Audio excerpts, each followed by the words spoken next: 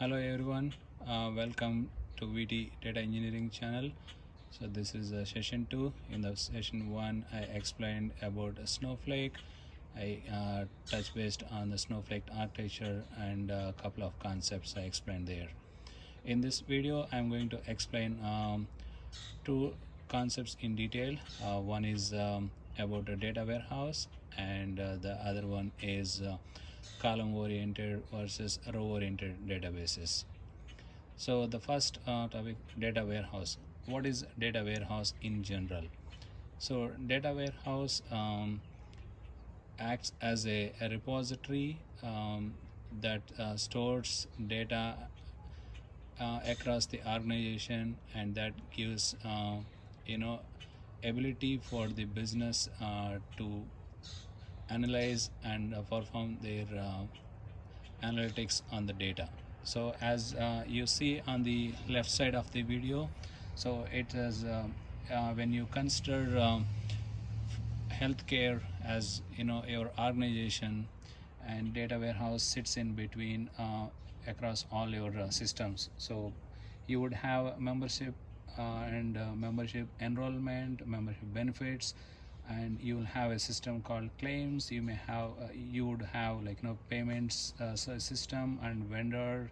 You would deal with vendors, and agents will supply information to the organization, and any healthcare organization will deal with CMS.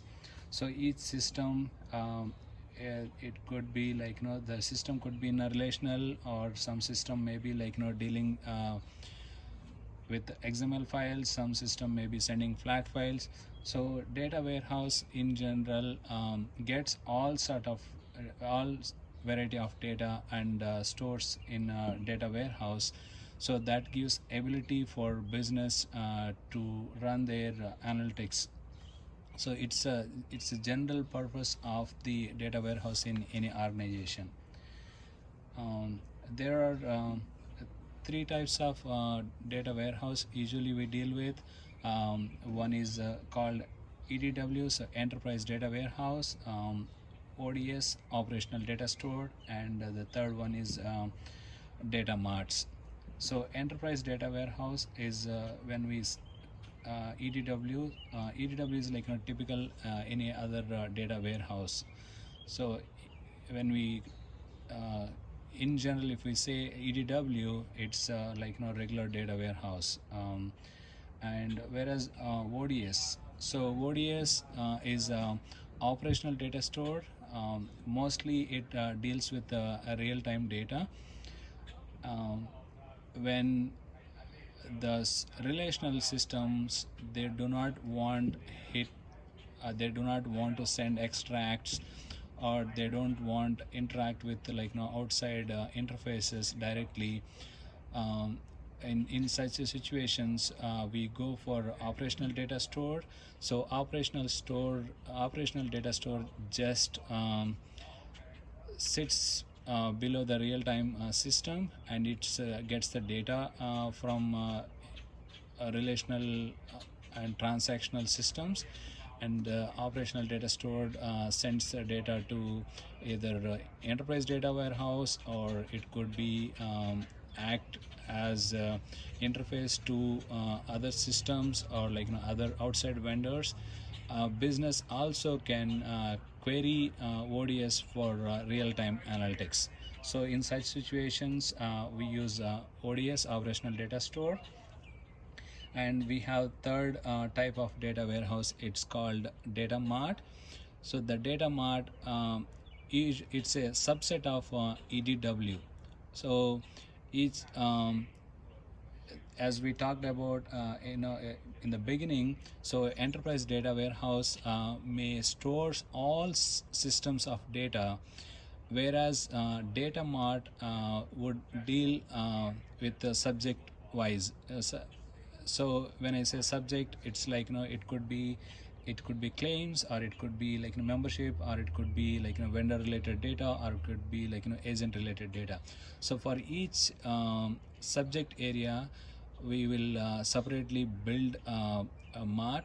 so that business users who are only interested in that subject area can easily get the data, rather than going to EDW and look for all sort of data, or to find out within that ocean of data, so it, related to their subject area. So that's why to uh, segregate and build a simplified data for a business use case, we go for data mart. And um, there are several benefits that data warehouse gives to the organizations. It improves the data consistency. So when I say data consistency, what it means is, um, let's say you have several systems, and you are dealing with account number. One system may refer the same account number as account number, and in some other system it can call loan ID, and third system may call something else, but they all means the same data. So if business or someone else goes one system, he may find it as account number, to go another system he may find it as loan ID, and in other system he may find with some other different name. So to avoid that confusion, so when it gets data from all the systems, data warehouse maintains that consistency, so as a standard, a business standard, so that all the information will be stored under one uh, um, you know defined name. So it mostly deals with the data governance. They get the name of the particular data element from data governance and follow that one, so that business will not have any confusion about that particular data. And as we talked about earlier, so data warehouse gets all sort of data. And there is a one more feature of data warehouse is data never gets deleted. So if the data what is already stored, if it is no more uh, valid, we don't delete the data in data warehouse. Rather, we either end it or flag it, or you know mark it as logically deleted. So that way we are going to store all the history of that record. So that gives for business to come up with a better decision making based on the data trend, how the data moved, what happened in the history. So based on all this information, business come up with better decision making. And the other thing I already talked about is how this benefits the end user. So rather than end user goes to different systems to find different information, let's say if business user wants member information, and he also interested how many claims were submitted by this particular member and how much payments was made by this member. So in order to find this information, business end user need to go to 3 different transaction systems and find out. Whereas if he goes to data warehouse, is one place where he can get all the related information in one place. So that way it gives easy access for the end user. Okay, so these are benefits out of by using the data warehouse. And this is the general nature, how what is contribution to the organization. Yeah, this is very high level about data warehouse. I am moving on to next topic I described here as column versus row oriented databases. So we have kind of databases, this row oriented database. In row oriented database, when the data is stored, um, all rows will be stored next to each other. So in case if we are looking at this uh, table here, so let's assume that you have a table here that has three columns: name, city, and age. And so you have three rows of data here. And so these three rows of data, when in the row oriented database, the rows will store next to each other. So the first row is here, and next to it second row, and to the third row.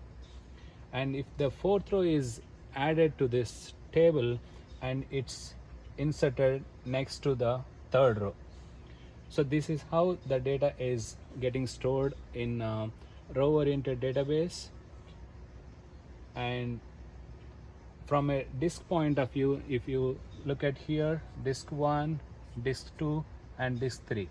So this is how disk 1 holds the first row of the data, disk 2 holds the second row of the data, and disk 3 holds the third row of data. And when you want to query the data in row oriented database, you need to go to all the three disks to get the data for these three rows.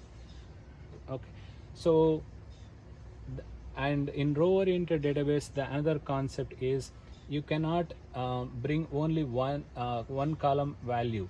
So when you are retrieving one column value, so the entire, you need to read the entire row. You cannot just bring only one column. Okay, so that is one drawback of row oriented. And let's say you are summing up the age of the entire population. In this case, the data is stored on three disks, so you need to go and bring all three rows and do the summation of the, and gets the average. Okay, so this is how the row oriented database works. And examples of row oriented database are SQL, MySQL, or Postgres. And when we coming to column oriented database, okay, so before we going to column oriented database, I just want to emphasize one thing here. When it comes to row oriented, when the fourth row added to the table, so you can easily write at the end of the third row. So you don't need to search. This is a sequential fashion, you are going to write it. So for row oriented database, the writing data to database is easy. Okay, so that's why OLTP online transaction systems all use row oriented database, because the transactional systems are write several times, read few times. So that's why writing is more important and require efficiency. That's why transaction systems go for row oriented databases.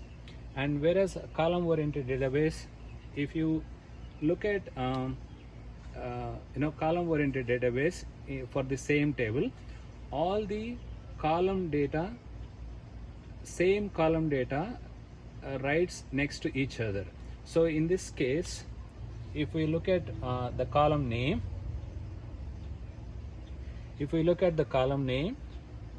column name name is stored next to each other: Matt, Dave, Tim. So these are stored next to each other, and next to cities or city values are stored next to each other, and age values are storing next to each other.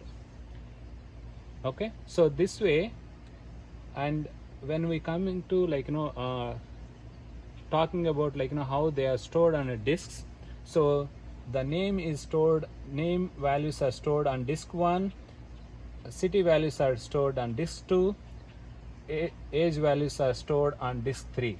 So in this case, what happens is, in case if you want to read age and do the analytics or summation of the data, you don't need to read data from disk 2 or disk 1. So you can directly read disk 3 and do the summation. So that way this is faster for reading, and when it coming to writing, so if you coming to writing for a row column oriented database, when let's say when the fourth row is added here, so the name needs to be inserted here, the city name needs to be inserted here, and the age needs to be inserted next to age sequence. So this way what happens is you need to find out the position for each column and write. So that way what happens is it's a little bit difficult, or it's not as efficient as in row oriented database to write it. So this is this column oriented supports more for analytics in the data warehouse area. So that's why all the new cloud data warehouses are coming up with a column oriented architecture. So it's since all the columns are similar nature and data types and lengths are same, and that gives the ability for the database to compress the data easily. So yeah, these are the differences and pros and cons for row versus column oriented databases. Yeah, thank you for watching. Yeah, I'll be coming up with more videos on Snowflake. Stay tuned. Thank you. Bye.